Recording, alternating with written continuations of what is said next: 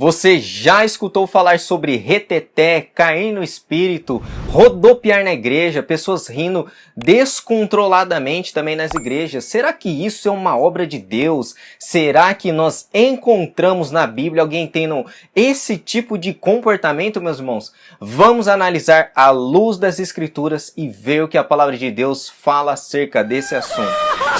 Leave us to ourselves, don't leave us to our foolish thinking.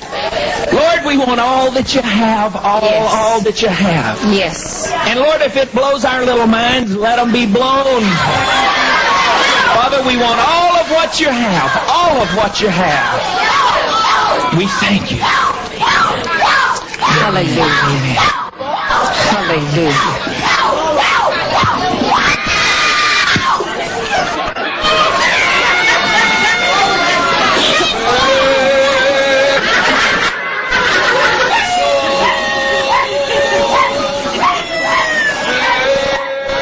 Seja bem-vindo, meu nome é Gabriel Rodrigues e você está no canal Pregando o Evangelho. O reteté é uma expressão muito usada por membros de igrejas pentecostais aqui no nosso país para expressar reuniões de cultos que são marcadas por gritos, manifestações corporais como cair no chão, rodopiar, rir descontroladamente e inúmeras pessoas falando em língua ao mesmo tempo sem nenhum intérprete. E eles têm alegado que isso é uma obra do Espírito Santo. E em 1923, o missionário sueco Gunnar Wenger, um dos fundadores da Assembleia de Deus aqui no nosso país, meus irmãos, foi informado de que um certo movimento pentecostal começava a se expandir em Santa Catarina. E ao escutar isso, o missionário deixou Belém do Pará, berço do pentecostalismo brasileiro, e ele embarcou lá para o sul. E chegando em Santa Catarina, no local mencionado, o missionário assembleano ficou pasmo e descreveu com essas palavras: não se tratava de Pentecostes, mas de feitiçaria e baixo espiritismo. Um assembleano fundador aqui no Brasil, meus irmãos, alegou que esse movimento era relacionado com feitiçaria e obras demoníacas. Mas o registro é dessas manifestações que teve mais adeptos em todo o mundo. Aconteceu uma igreja em Toronto em 1990, que segundo muitos carismáticos foi uma poderosa e imediata experiência do Espírito Santo. Risadas histéricas, falar línguas descontroladamente, sem nenhum intérprete na igreja, que é uma recomendação do apóstolo Paulo no livro de Coríntios, estava sendo desobedecido por muitos nesse movimento. E esse movimento em Toronto talvez foi um dos mais responsáveis pela disseminação desse tipo de conduta estranha na igreja. Inúmeros corpos estirados no chão da igreja, pessoas rindo e tremendo ao mesmo tempo, pessoas caindo como boliche, meus irmãos. E quem não conhece, por exemplo, o famoso Benny Hinn, que já realizou inúmeras cruzadas ao redor do mundo, com milhares de pessoas, e ele derrubava elas com seu paletó branco, batendo nelas. No livro Caos Carismático, John MacArthur, ele cita um caso de uma senhora de 85 anos que foi em uma cruzada realizada por Benny Hinn para receber a cura por meio do seu toque. E ela morreu após alguém que foi derrubado pelo Espírito cair em cima dela, fraturando seu quadril. A família processou Benny Hinn pedindo uma indenização de $5 milhões e a família ganhou. E inúmeros pentecostais tradicionais criticaram duramente esse tipo de comportamento na igreja, e eu já fiz parte desse movimento. E quando questionados qual a passagem bíblica que dá respaldo para esse tipo de conduta na igreja, eles não possuem nenhuma passagem que valide esse comportamento, apenas passagens distorcidas. E na verdade a Bíblia não diz para cairmos no Espírito, mas sim para andarmos nele. Se vivemos no Espírito, andemos também no Espírito. O vocábulo andar no Novo Testamento nos transmite uma ideia de medir, por exemplo, os nossos passos, dando um passo de cada vez. E a verdadeira espiritualidade, ela ocorre assim, um passo de cada vez e crescendo cada vez mais a imagem e semelhança de Cristo.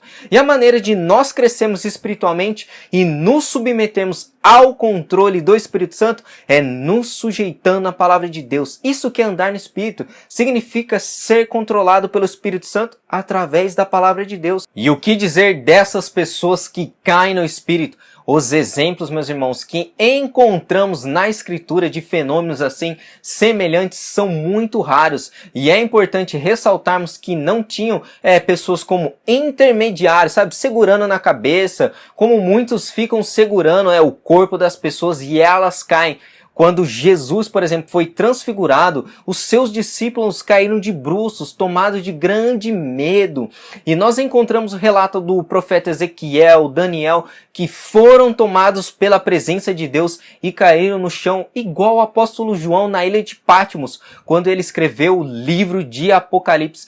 Mas eles ficaram aterrorizados por causa da santidade de Deus. E eles não ficaram rindo, rodopiando e caindo no chão como boliche, mas devido à presença de Deus e à sua santidade, isto constrangeu aqueles homens. E o que dizer também dessas pessoas que ficam rindo descontroladamente no culto? Você encontra algum relato nas Escrituras que os homens de Deus ficaram rindo quando tiveram um encontro genuíno com Ele? Quando o Espírito Santo ele vem, os homens e as mulheres que foram confrontados com a santidade, a majestade, a glória de Deus, eles se sentiram indignos e pecadores. Isaías, quando viu Deus 3 vezes santo, no capítulo 6, disse: ai de mim, o ai é um sinal de maldição. Foi uma maldição para Isaías ver Deus, contemplar a sua santidade, pois ele poderia ser fulminado naquela hora. Mas é pela graça de Deus que ele não foi.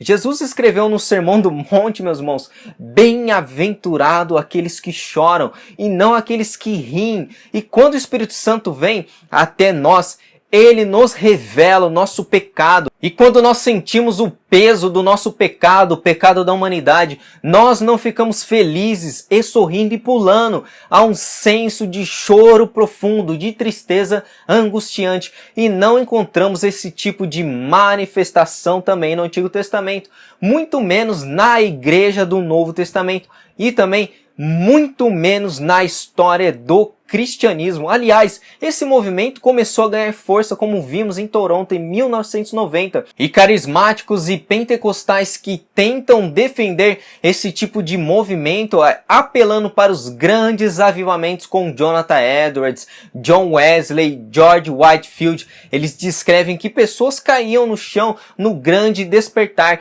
porém essas pessoas caíam no chão chorando. Havia uma mudança na sociedade, pessoas convertidas, abandono do pecado, e o movimento carismático não tem nenhuma destas características. Aliás, esse movimento é mais caracterizado por escândalos ao redor de todo mundo, teologia da prosperidade que tem se alastrado na igreja de Cristo, com pessoas gananciosas, blasfêmias contra Deus que tem levado a reputação da igreja ao longo desses anos para a lama. E os incrédulos frequentemente zombam dos cristãos, nos associando a esse tipo de movimento.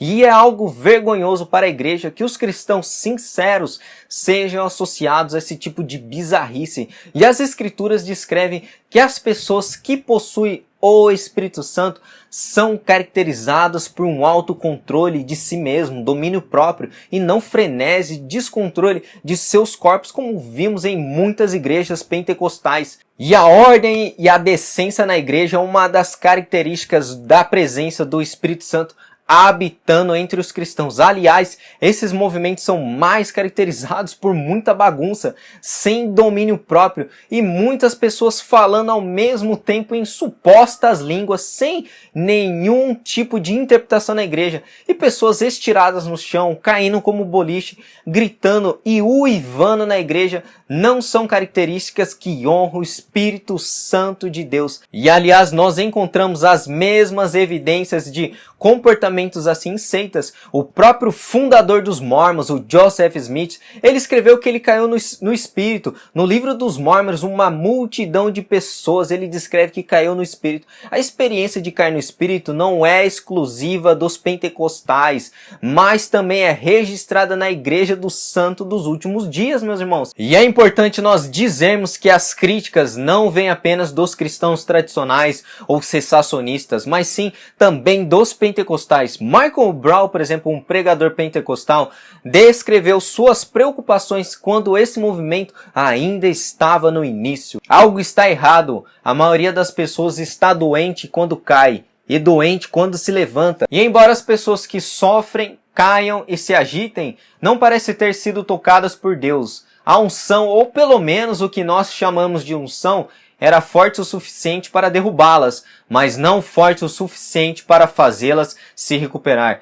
Elas se emocionaram, mas não ficaram bem. É esse o poder de Deus? Então nós chegamos à conclusão, à luz das Sagradas Escrituras, que esse movimento não é baseado na palavra de Deus, mas sim em experiências místicas, semelhante a inúmeras seitas, e isso não é uma obra do Espírito Santo, mas uma obra do diabo.